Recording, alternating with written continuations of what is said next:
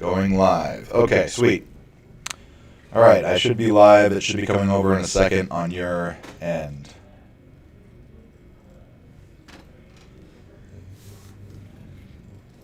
All right, I see it changing. Okay. Took a couple seconds, but that's all right. Okay, so let me go ahead and combine some windows here so I don't have so many things going on.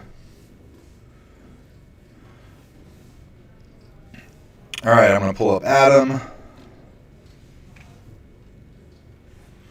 Got my textbook. This is programming stuff, so we'll close that. All right, we're going to make a new folder.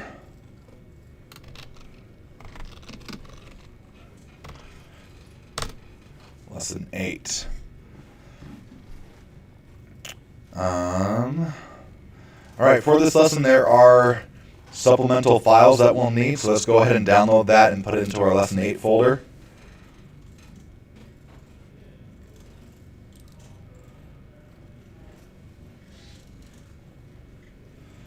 All right, so here's my Lesson 8 zipped file that I just downloaded. I'm going to extract it right here.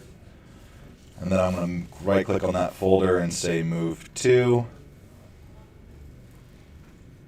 And I'm going to find the location of my Lesson 8 folder. And then click Select.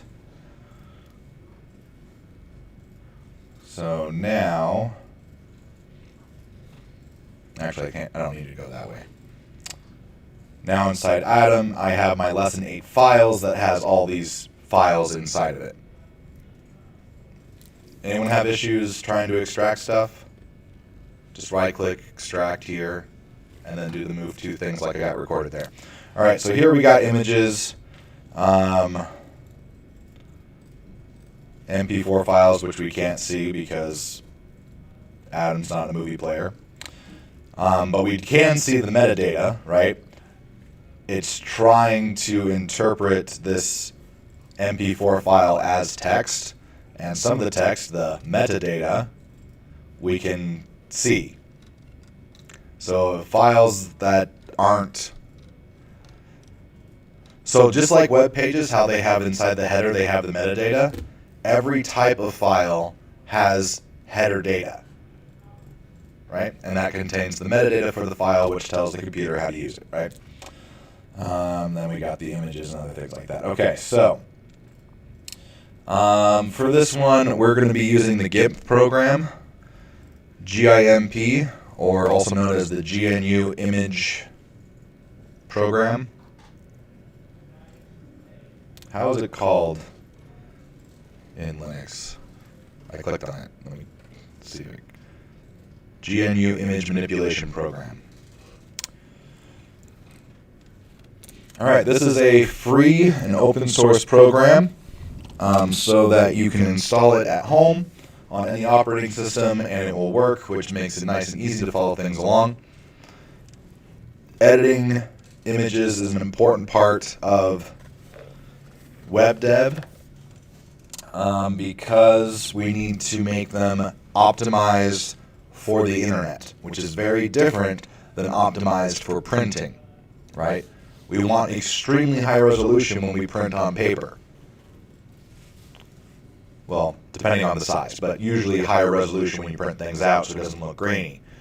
On the screens, however, we want a lower resolution for faster load times because a high resolution file in a small size can still look good with lower resolution set. Oh, am I flipping stuff on us already?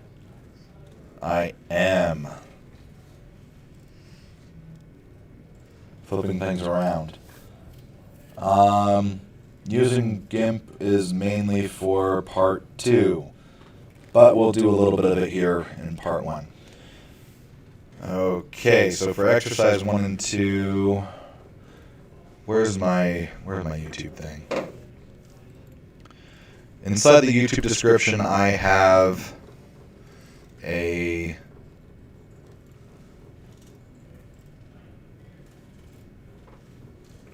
there it is. I have a breakdown of what I'm going to cover this week, so let's start doing that. We'll use GIMP in a second, so I'll just leave it open. Alright, so jumping back here, I'm going to make an index file. Just so I have some stuff to work with. We're going to do the HTML shortcut. Right, type in HTML and hit tab.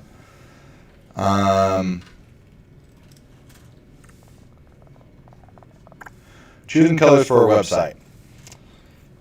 So in the book, it references a different website, which we've viewed in class when I originally went over the lesson 8 content weeks ago. But we're going to use a different one. Oh, I'm starting to get lag on my end because I have so many things open. Let me close some things.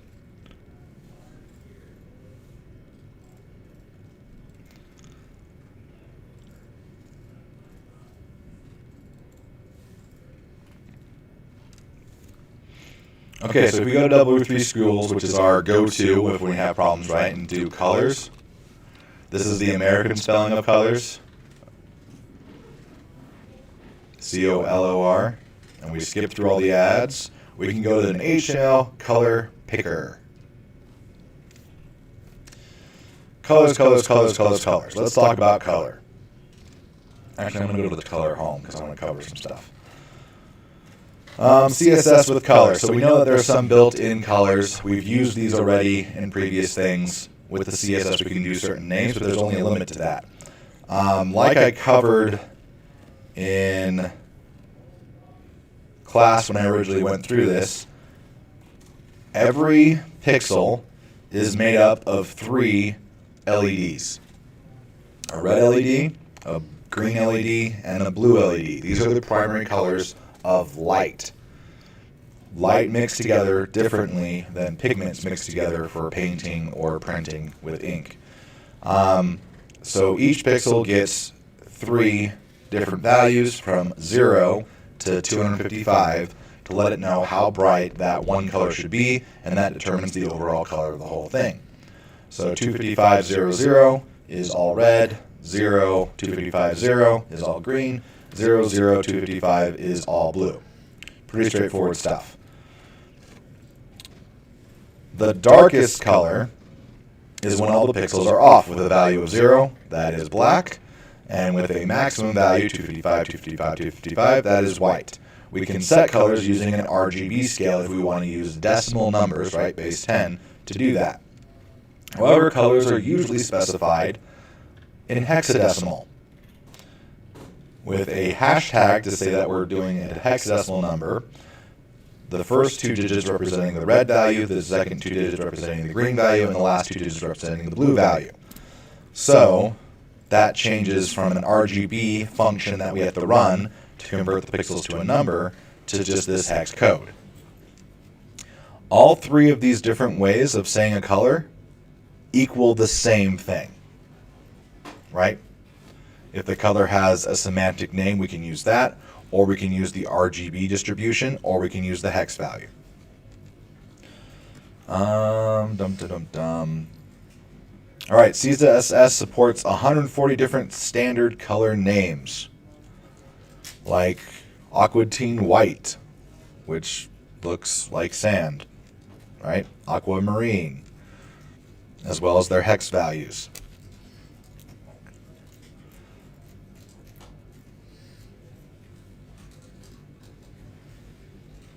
Interesting. I didn't know about the current color keyword, but that kind of seems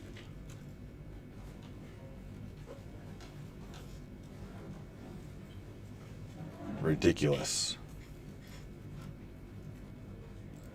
Right? Because why would you use current color instead of just putting blue right there? Because we know that color affects what? It affects the text color, and only the text color. So I do not support doing things this way. I don't think that's a good idea. It's much better to specifically say something somewhere else.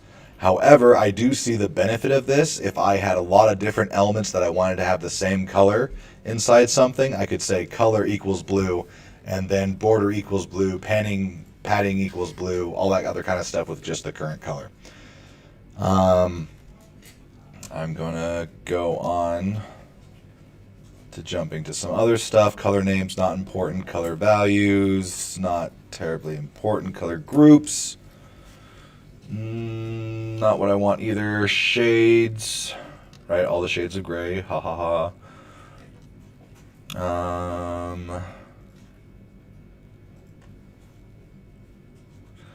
Yeah, we'll talk about that a little bit.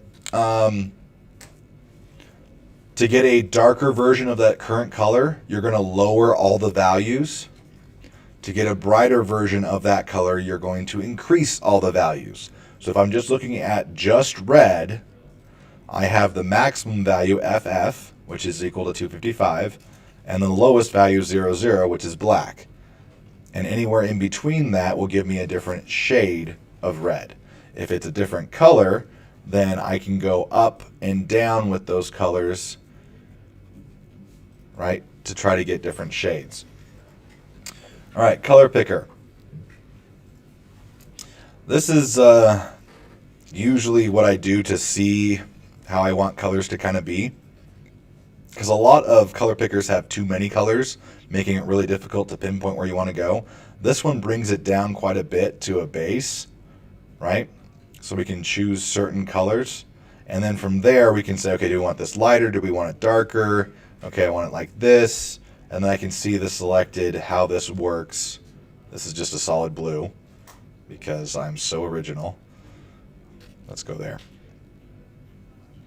With different styles of text, which I think is really nice, because often you're going to know the default text color, and usually your text is going to be black or white, and being able to see how that works. So here, this one works not extremely well with black. It works a little bit better with white, right? White pops more with that kind of a background. Whereas if I went with the solid blue, black is not enough contrast. And as a rule of thumb, the darker your color gets, the more you're going to want to go with white text or white text with a shadow, because that makes it even more clear. We'll talk about text shadows in another time. Then it gives us all the different ways we can access that specific color. Or we can go into the fun joys of choosing anything. The benefit of this, however, is we have a color dropper, which works anywhere on a screen. So I'm going to go ahead and split that. So if I go here, I'm going to move this to this side, and let's see if we can make this work. Yep. So if I have an image open, and I want a color specifically from that image, I can use this color picker and come over and choose specifically this pinkish red color that is used in there, and boom, that's what the value is. I can change that into hex. Oh, that's not how you do hex.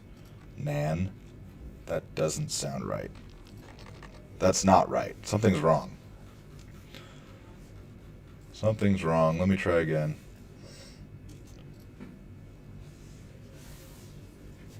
Why is it just doing nan?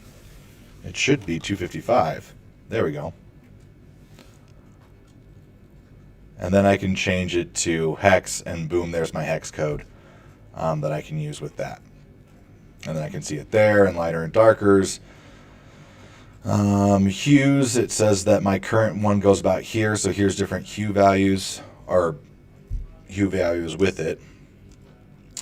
If you know a lot more about art, then you can look at this stuff, which is hue, saturation, and, oh gosh, what does L stand for?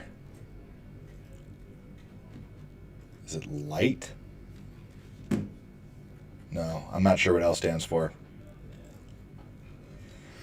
Okay, so anyways, if you come down the saturation side, lightness, it is lightness. Okay. So we're doing a short, brief art idea here. Hue is the base color.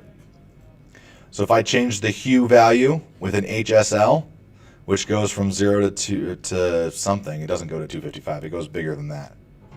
I'm not sure what it goes to. What's an HSL? No, that's also 0 too. What's the max HSL value? I'm not sure what it is. Anyways, you can see based on the color that you pick, different hues of that color. But again, hue is referring to base color. 360. Thank you. The maximum hue value is 360. So choosing different hues, we can see that changes the color, but with the same shades. So that ties in with our, to make something stand out, but still follow the same kind of theme of the website, we would choose a different hue. So blues and greens go together, so I would choose a green color with the same kind of intensity for a different thing that I wanted to stand out. That kind of makes sense?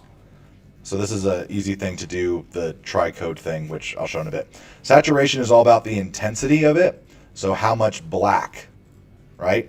Sorry, not how much black, how much gray. So fully saturated is the full, right, 100%. Unsaturated all the way is just gray. Lightness is about how much white. Full lightness is just white. No whiteness is black.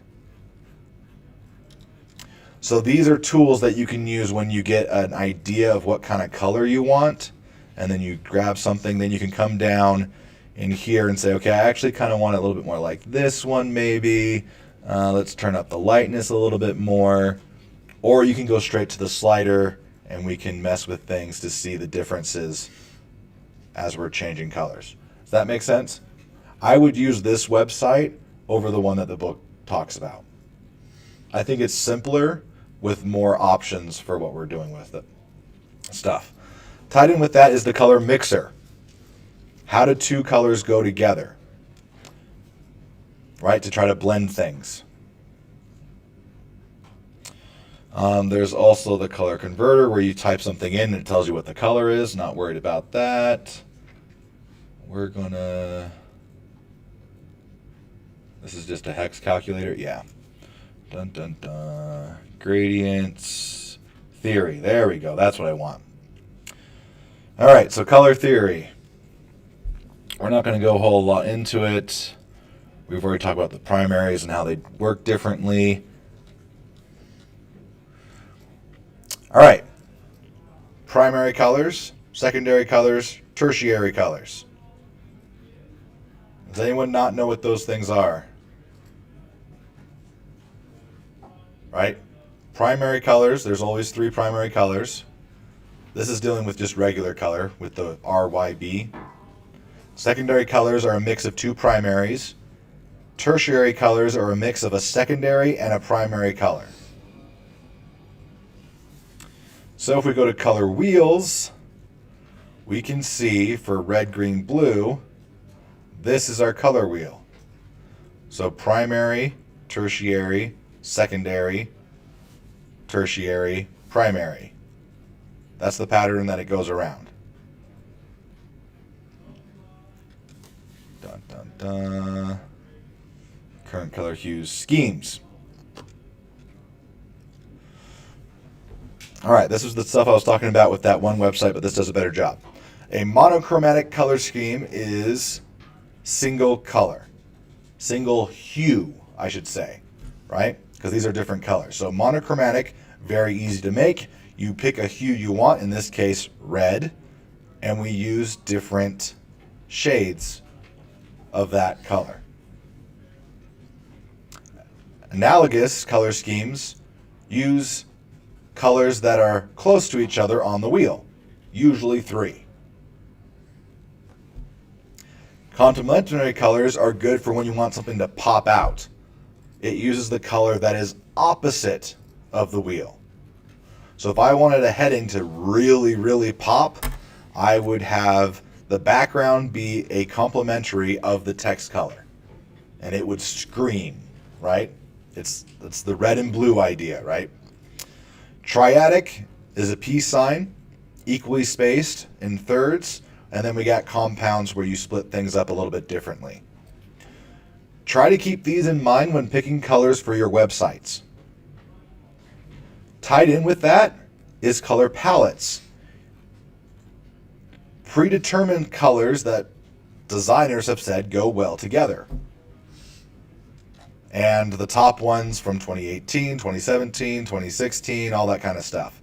that people and designers pay lots of money to develop, but this is the oldest stuff. So if I have a rustic style website, I would probably want to use one of these set of colors for my website. Clicking on Try It Yourself, we can see how it looks mixed with other things there.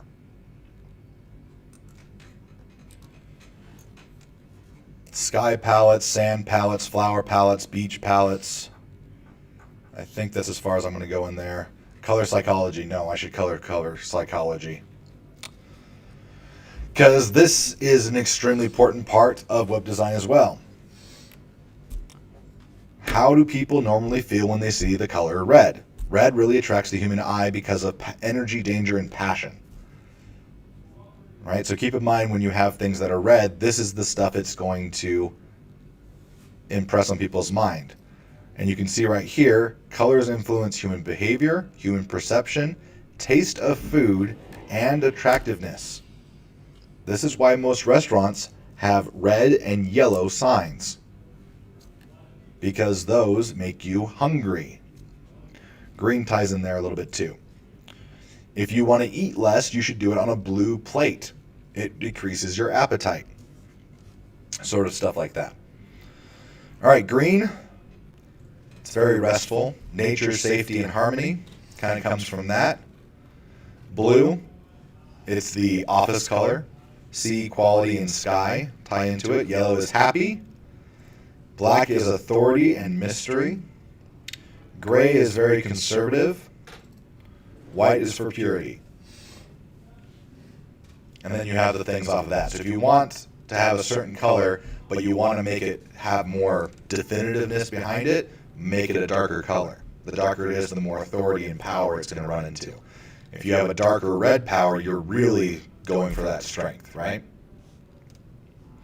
All right, so that's the stuff that I want to talk about with just color straightforward. Oh, we got things here. So let's check out the color for this year. For 2020, it was classic blue, which isn't very classic. Living coral was 2019, ultraviolet for 2018. And we got all this stuff down there. Do we have additional? Oh, sweet. Yeah, this is good stuff too. Go into the color schemes, because then we can click around and see how these things go well with this template website and to mess with stuff.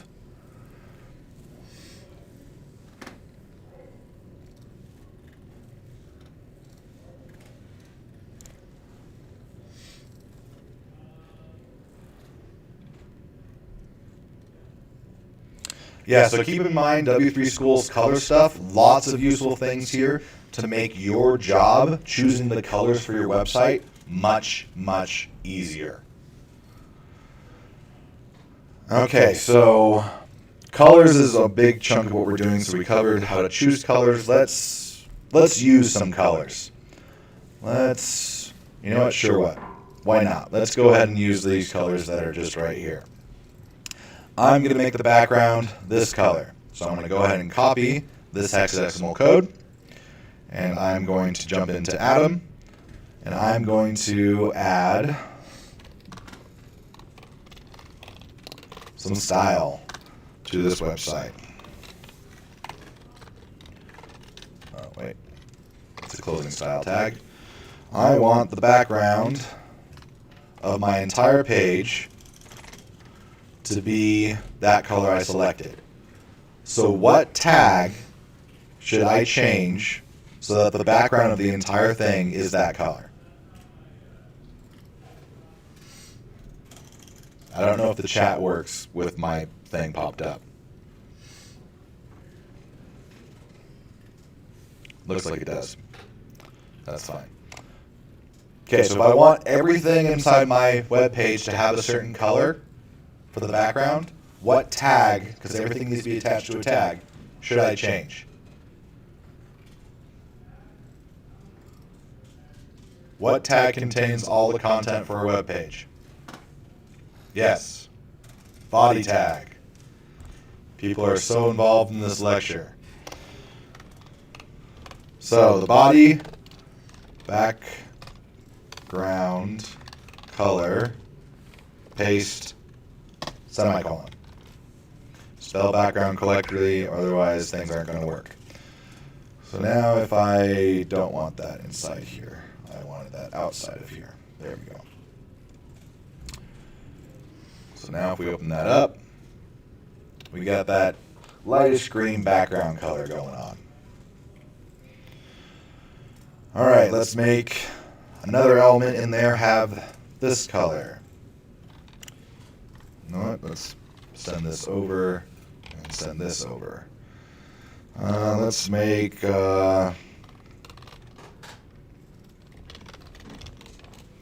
article. Let's make a header. Let's make another header here.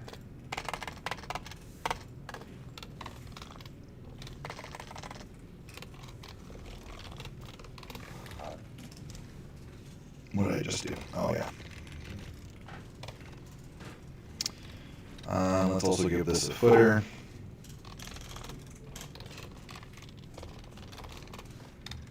And the entire page a footer. Starting to kick on some things here. Okay, so the whole body has this color. I want headers to have a certain color. I want footers to have a certain color.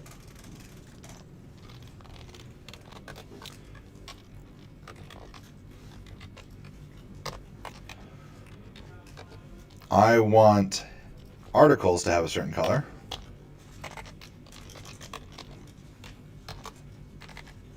Not with an S.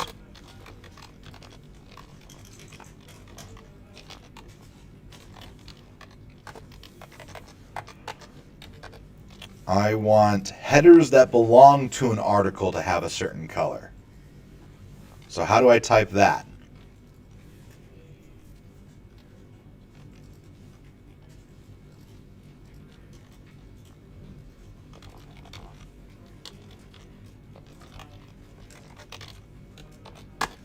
I actually need to remember myself. I'm not sure if that's correct.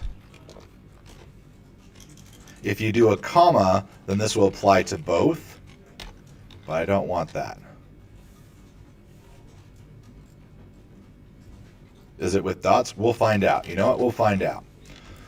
So I'm going to come in here and we're going to start giving it some stuff. So I'm going to come back here. We're going to copy that color.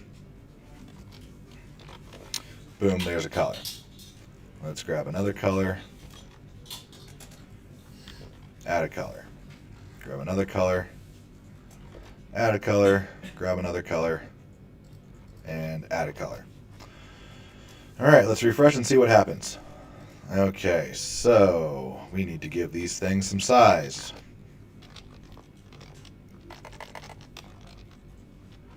Height.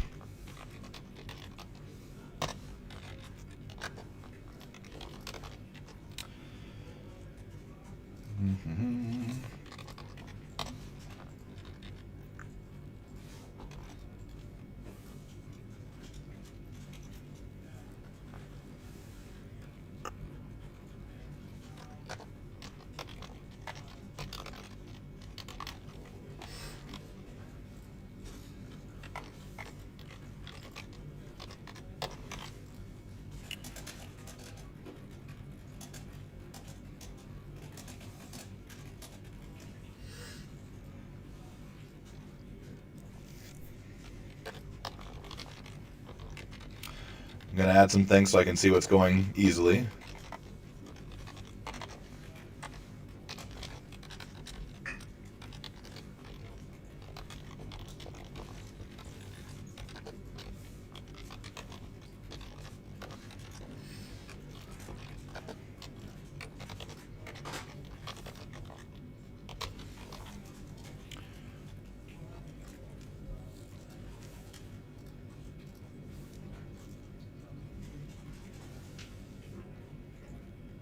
Okay.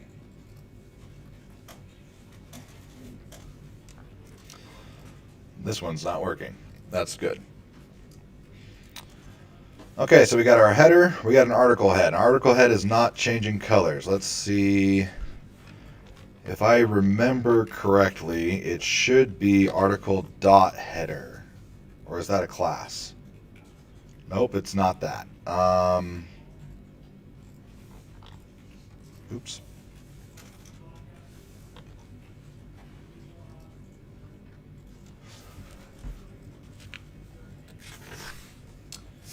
This is part of the lesson. I just have to remember where it is. Because I'm not sure if it's inside the book where I want it. Because I'm trying to do it without an ID or a class. There's a way to do it this way. If you remember, then go ahead and throw that in the chat while I search for stuff. Go W3 Schools.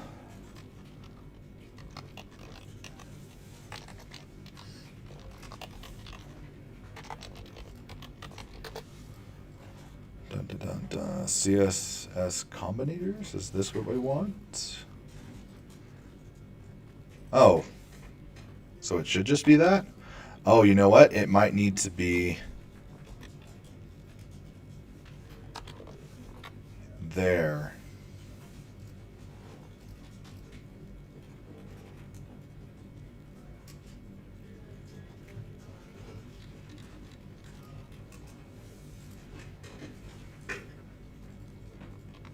Okay, yeah.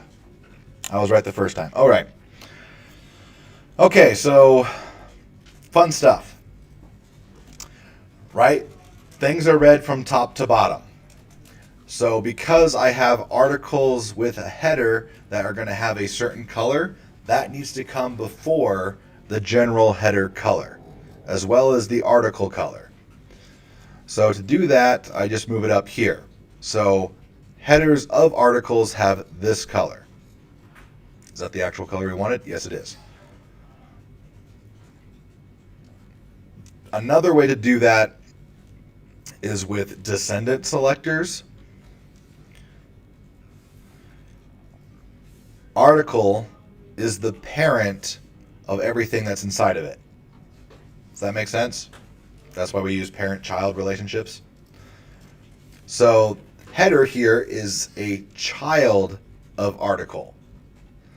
So if I wanted it down where I had it, I could do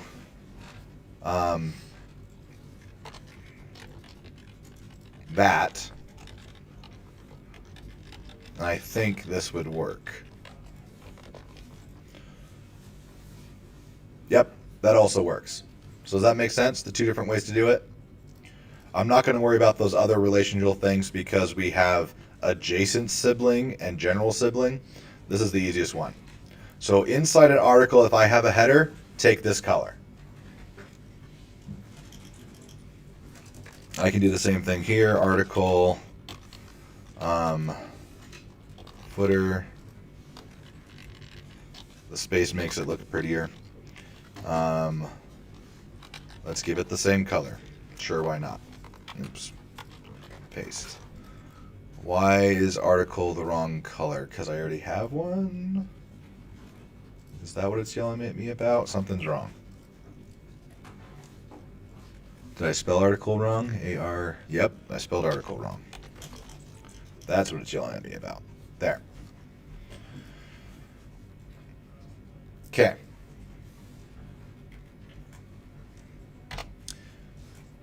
I would suggest doing it this way. This is a more semantic way of doing things. Headers that belong to articles have this information, whereas general headers have this information. Notice that the height for the header, a general heading tag, still applies to the article's headers. All right, there's still 100 width. This is going to make it easier when you do more CSS stuff, which we're going to get into in a bit here. So there's colors with CSS, background colors. What else we got? Text colors.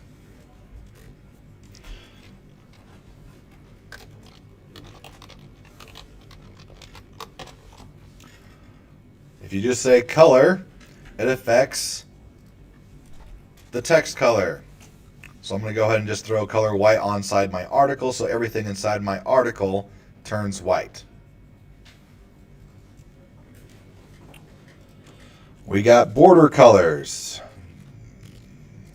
What should we add a border to? Let's add a border to the article.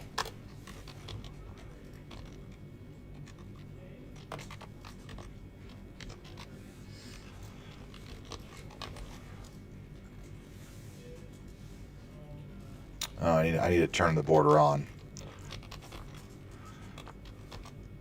Is it size?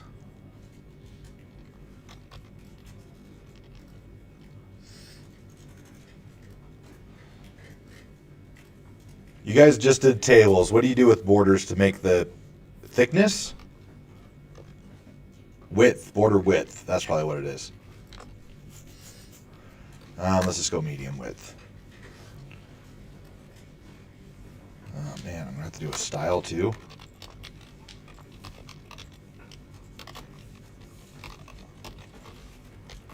Oops. There we go.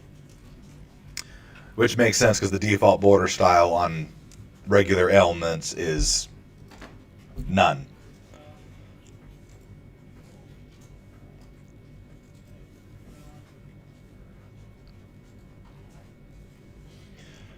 All right, any questions about how to set background colors, text colors, or border colors? Wait, so border colors, what exactly are those again? So you have the, is it just the border that goes around your... Yep, it's just the border that goes around the thing. So I got that red right there. So if I go to F12 and click on my article, this tag has a border color of red. Its width is set to 3. Okay. I can make it thicker so it's easier to see if I want to. Sure, let's go crazy. Let's go from medium to like 50 pixels. That's huge. Right? Boom. Border. Right? All right, next up.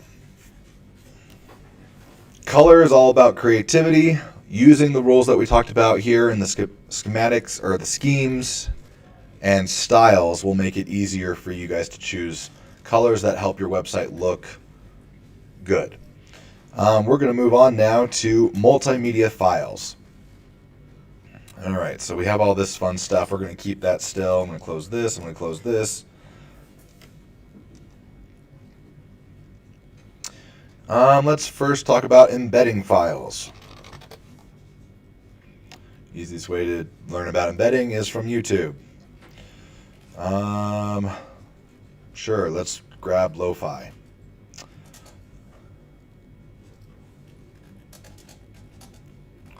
Hooray for ads. Okay, so top chat, yada yada yada. Scroll, scroll, scroll. Does this have embed codes? Right. To embed things, you need embedding codes. Usually with multimedia, that is, you're going to embed. Usually means that it exists. Actually, not usually. Means that it is live somewhere else on the internet. So if I click on the embed code, I get... where'd it go?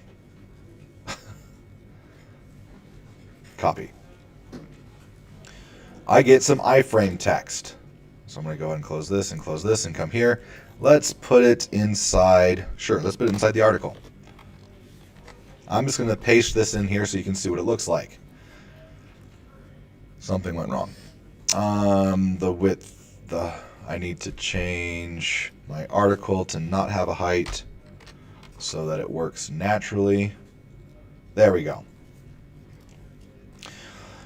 All right, so when you put something in with an iframe container, that is how you embed content from a different website. Most likely, if you're embedding something, it will have a button to give you the code to put directly in. But let's talk about how this code works. All right.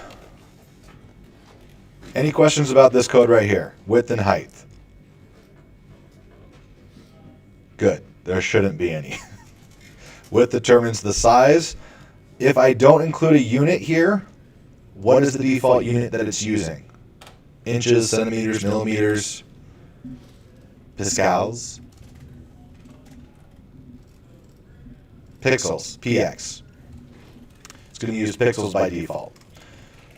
The default, which makes sense for when we're doing web things, pixels is the default unit of measurement because you don't know the exact inches of somebody's screen, and there's so many different screen dimensions out there. Saying that this is going to be so many pixels is a much safer way to do things. All right, SRC stands for source. Here's the source code. It's a special embed code for that. It has a title. So if we come over here, we can see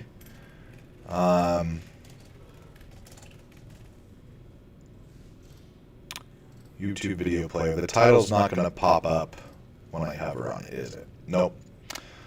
Frame border, yada, yada, yada. Okay, some allow stuff. I don't know what that one is. That's okay. Autoplay. If I set this... Actually, hold on. I don't want to talk about allow. Allowed full screen.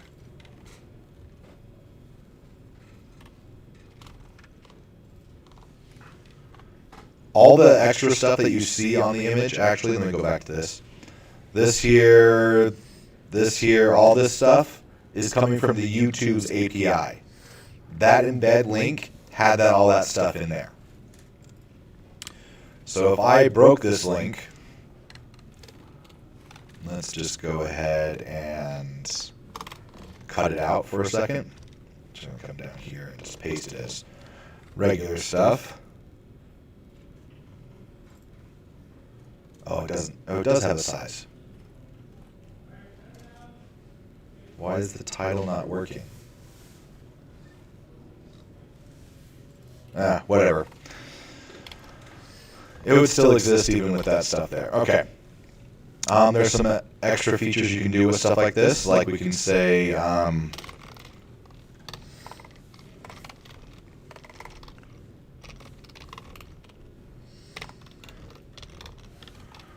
does that have to be inside something? I don't remember. It does have to be inside something. Yeah, because it has the extra API from YouTube. Anyways, iframes are all about embedding, and usually you get the code straight from it. You could change the width and height. That's totally fine and very easy to do. That just determines the size of it on the page, the default size. If you wanted a frame around it, you can do that as well. Right, because now it should do a black frame if I understand right. No, just white. Most of the stuff with embedding is already set in there. But that's how you embed multimedia files or things from something else. Instagram posts have embed codes. A lot of things have embed codes that you can just throw right into your website. Twitter, things like that. Let's talk about how to actually put your files, multimedia files, on a website. All right, so to do that, we're going to hit enter here. We're going to, let's do a video.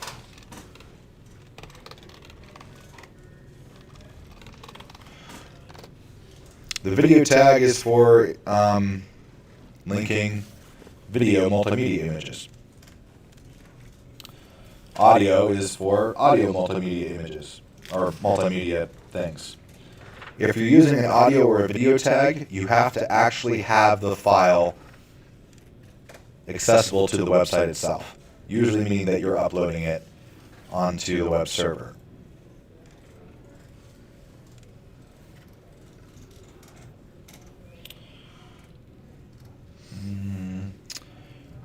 All right, let's give the video a source.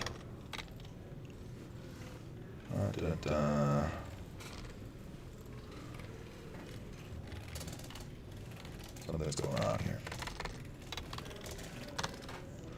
All right, the source is going to be from our current location using relative stuff, right? We're going to go into, oh, what is it called? Lesson 8 files. And inside there, we're going to do the Slack MP4 website. I'm going to set autoplay to true. I want controls to be visible.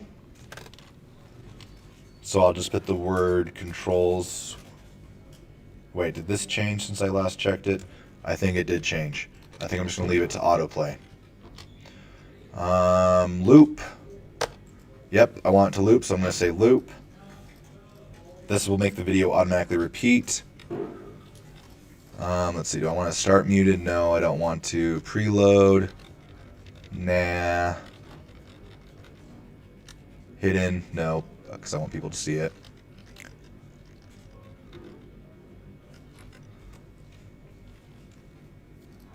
Oh, right. This is not how you do this. Sorry. SRC doesn't work with this. We have to have a source tag that has the SRC in it, as well as the type of data, which in this case it's a video slash using the MP4 codecs.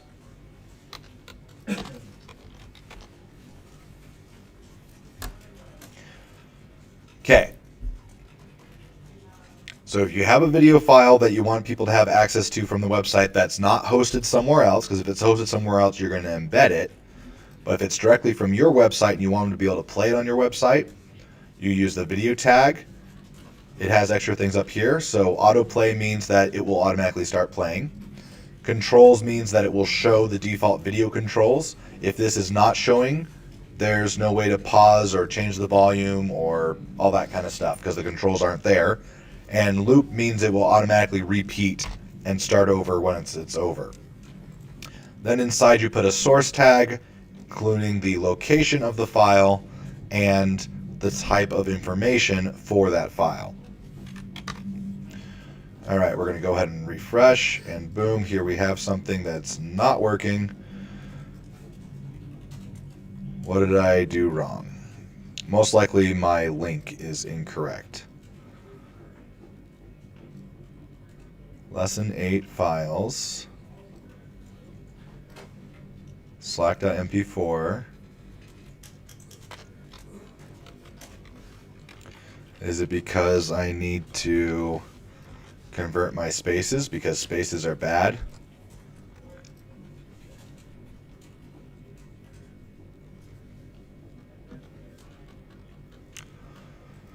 All right, what's our error? Failed to load resource. Well, I can see that.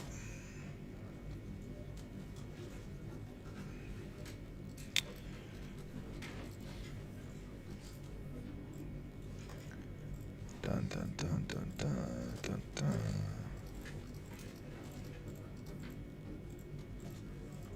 From my current location, go inside.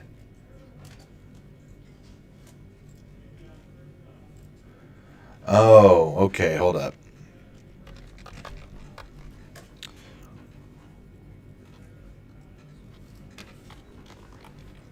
Do I need to do that?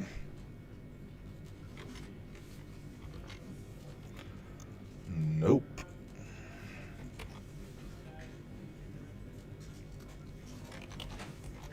Do I need to do that? Okay. It's always fun when things don't work. I'm gonna go ahead and move this straight inside lesson 8 to see if that fixes the problem. And now it did.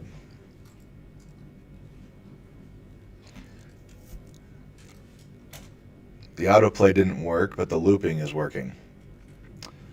Autoplay has been a lot of browsers don't allow for autoplay. And there's a lot of extra code that makes it go in there, but that makes sense. So if I take out autoplay controls and loop, I'm guessing it was because I had spaces inside the name, and refresh this thing. Here I have my video. I don't have controls. They don't show up when I hover on it. In order to make it play, if you don't include that control thing, you have to right click on it and say show all controls. And then you can click play.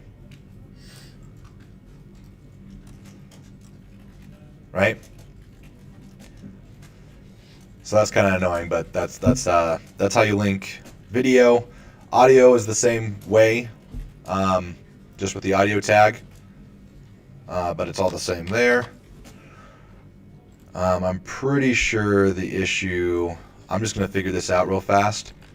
Oh, it's because the folder itself is misspelled. Oh my goodness, I didn't see that. Yep, and you chat figured it out. Good job, chat. All right, so slash SOSN 8. Yeah, spelling is super important, right? I refresh. Oh, now it's unhappy again.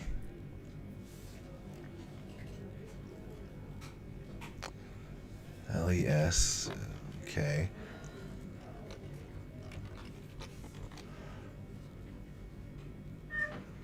All right, so you don't have the beginning slash. All right, there we go. Okay, to use something inside a folder, first make sure the folder is spelled correctly. Don't include a leading slash. Right, so from my current location, I go inside this folder, which is what that slash means, that this is a folder, and I find that file. So that worked. Sorry that took so long. Okay. I am going to make another article. Actually, not there. I'm going to make another article up here because I want to be able to see things.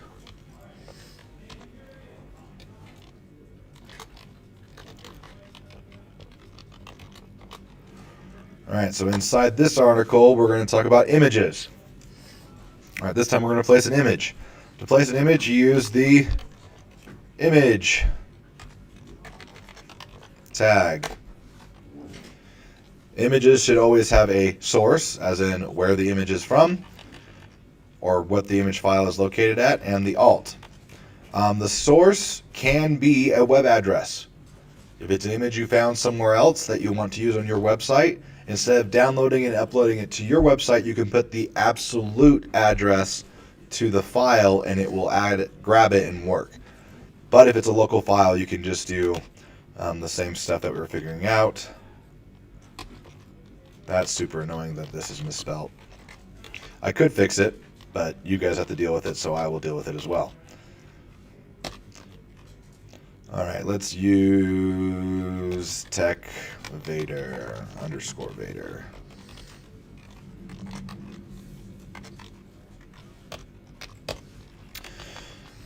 All right, alt. Let's just do that image first, and then we'll talk about alt in a second. All right, refreshing. Now we have this image up here that's not working. That's what happens when an image doesn't work. Files. Now we have an image. Hooray, we have an image. Okay.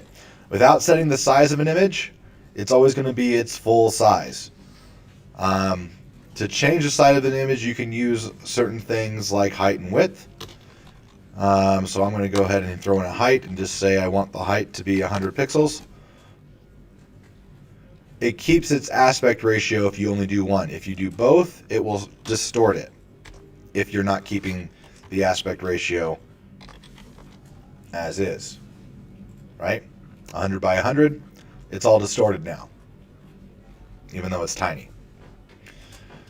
So usually with images, you set one, not both, which makes sense because you don't want it to do that kind of stuff.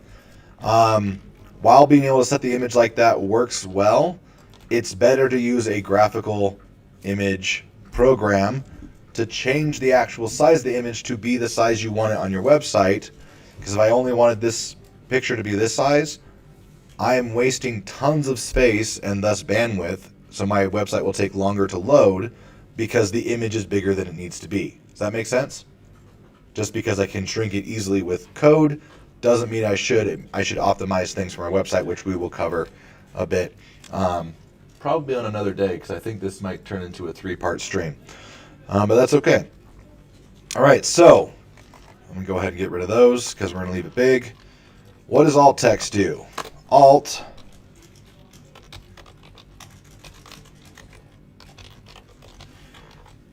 is what happens if the image is not able to load. So if I misspell something, just take out that E, refresh, alt is the information that will be displayed with the broken image link, saying there's supposed to be an image here of this. It's important to have because not only does it show up if your image breaks, but if someone is using a screen reader because they have bad eyesight, the screen reader will read the alternative description of the image when you go over it. Height, width, aligning. Okay. Let's jump to aligning things real fast.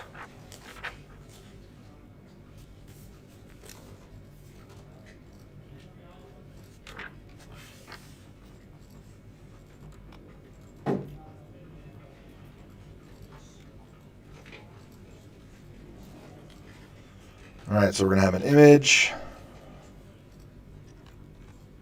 and we're going to have some text.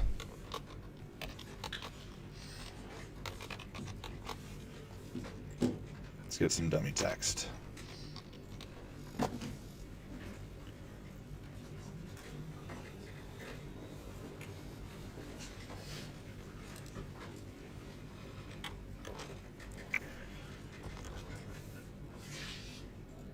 Okay, I need to change the size of this image because that's just way too big. We're going to make this thing go away again. We're going to turn on soft wrap so I can see my code as well. Dun, dun, dun, dun.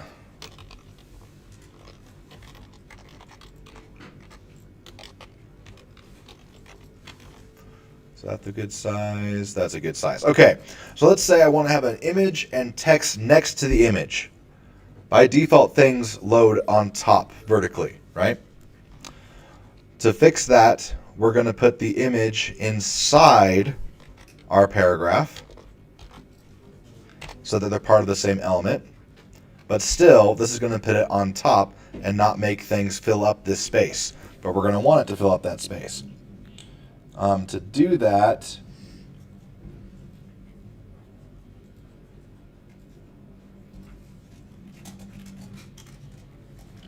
we are going to make the image float. The float property is how you can manipulate where things are located and stuff. So we're going to say style on the image, right? Style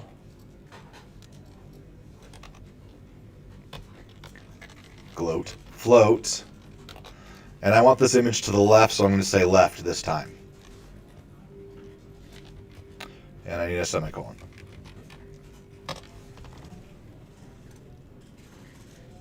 Now the text will fill up that space, which is much, much better. And because it's set to float, it's always going to work like that.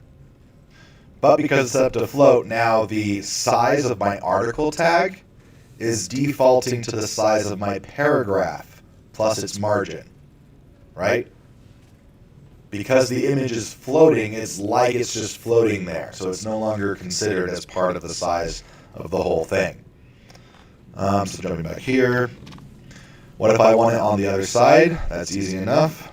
I change my float to right, and boom, my image is now on the right side. If I want to increase the amount of stuff around the image so it's not so close, that's called padding. I can set that not like that.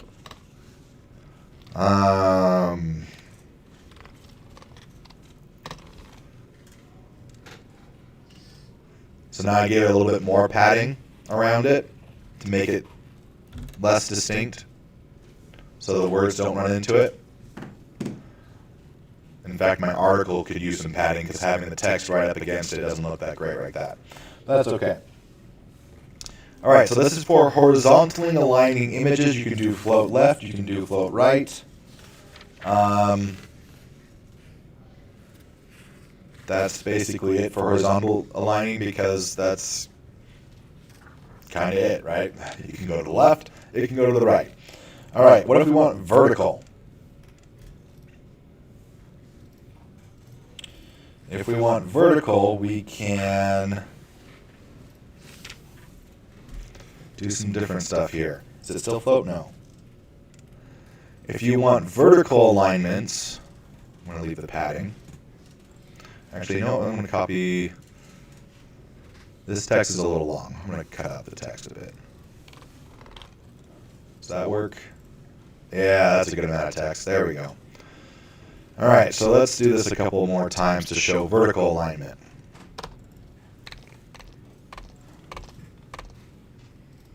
Inside the same article? Inside the same article, sure. All right, so there's 3 more. This one, instead of floating to the right, let me just go ahead and refresh so we can see that they're all there.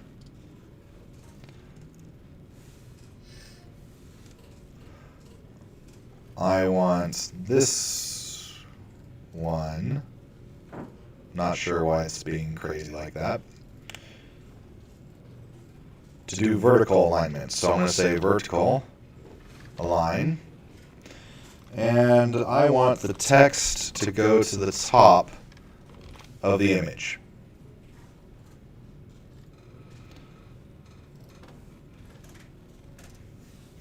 So now this is vertically aligned, so the text for this next one is on the top. If there's more of it, then it goes underneath the whole thing. Right? Because this is not a left-right. This is having stuff thrown up to the top. And you know what? I should probably shrink the size of the text for all of that. Yeah. Right? Because now this is vertically aligned to the top of this image here. All right, so what other ones we got? We got, let me go ahead and copy this because I'm going to want to reuse that shortened amount.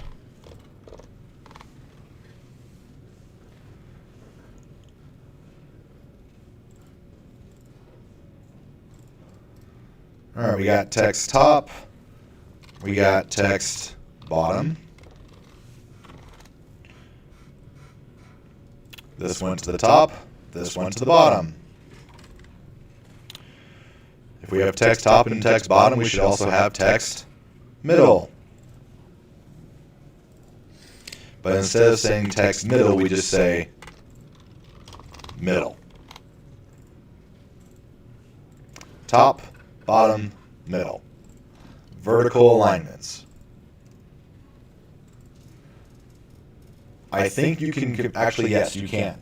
Because vertical align is a separate tag than the float property, you could probably also float to a side plus align it in the middle or top or bottom if it's not more than the image itself. That make sense? Also, there's a baseline, which I'm not sure what that one does, so I'm going to go ahead and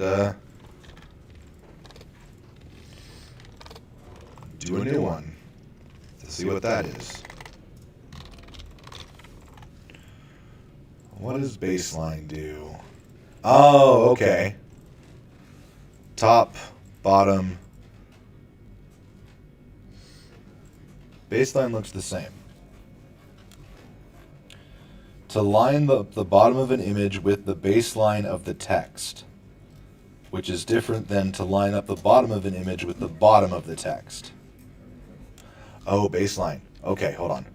This might work if the thing is longer.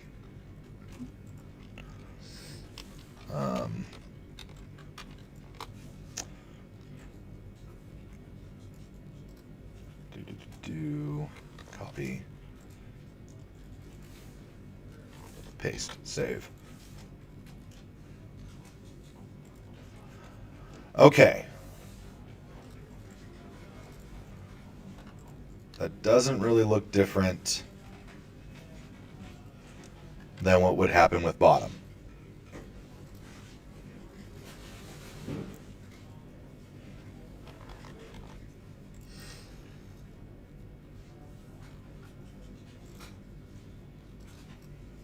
I do not see a difference between bottom and baseline. So, power to you if you can figure it out.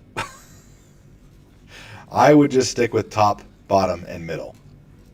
I'm not sure what baseline does and how that's different, but that's what we're going to deal with. What it looks like, according to the book,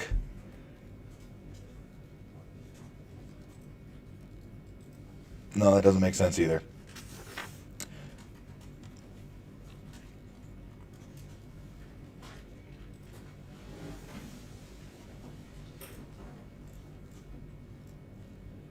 I think it's a little bit lower on baseline than, I think it's completely under.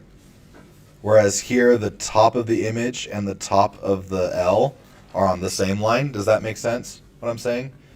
I think that's the difference, but that is like a pixel's width, so can't really tell. Aligning images, background images. Okay, background images. Let's do a background image. I'm going to change the body to not have a background color. Instead, I'm going to have a background image. Oh, yeah, you can do those things. We'll talk about those later.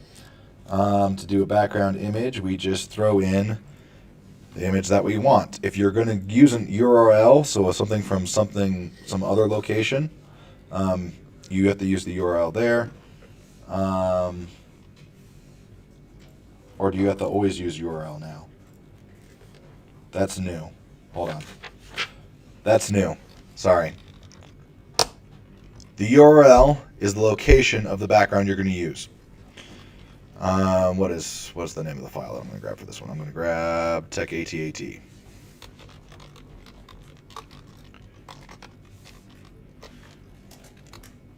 Needs to be in quotes. And it needs to be the location of it.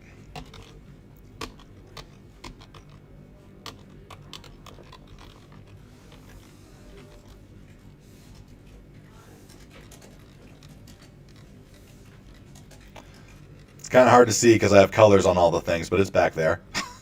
To make that easier to see, we're going to increase the height of the body. See if that is enough. Nope.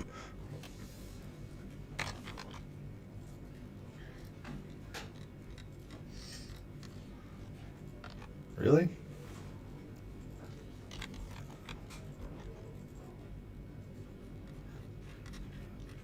There we go. All right, a background image. If you just throw it in the way it is, it's going to use the original size and cut off whatever's not there, starting with the upper right corner and going down. By default, it repeats. Can't see the bottom of the image here, but the bottom of the image is right there. To change things with that, we can go in here and we can say,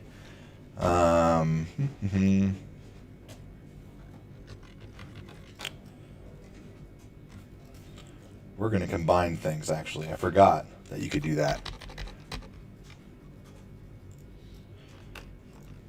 I'm going to have a default color for the space that the background isn't in. I want it to be black. For everything that the background doesn't cover, I'm going to make it black. I'm going to set it to no repeat. I'm not going to change its location, though. So we see that the image stops and the page keeps going. So I set the background for that with that color. Right? If you include a color, it can be a hex code. That will be the color of everything else, not including the image, if the image goes outside of it. We can tell it where to start as well. So I can say, can I just say center? Yes. So center should center the top. Yep, it centers the top and the left right. Alternatively, I can tell it where to start. I can say top or bottom left. And it's lined up to the bottom left corner. So I can see the head here. If I come back here, we can change it to bottom from left. We can say right. And now I'll see the other half of it because it's going to click this end of it to the bottom. That makes sense? You can also do top as well as bottom, but usually you use both when you're doing that kind of stuff. And now up here is black. Anything else I want to cover with background images? No, because we're going to cover how to tile images later. I think, yeah, we're about to be done with class, so that's going to be it for today's lecture. Let me take a look at the assignment. Yes. You can start the assignment, but since we didn't cover it in class, it's not going to be due next Monday. We're going to be doing more stuff with this. So next class we'll start with covering the template for lesson 8, part 1 assignment. And then we'll go into how to use GIMP. All right, we're going to end the stream. Baseline is just the default value. Sounds good. All right, we're ending the stream. Your stream will stop. Not yet. Let's go.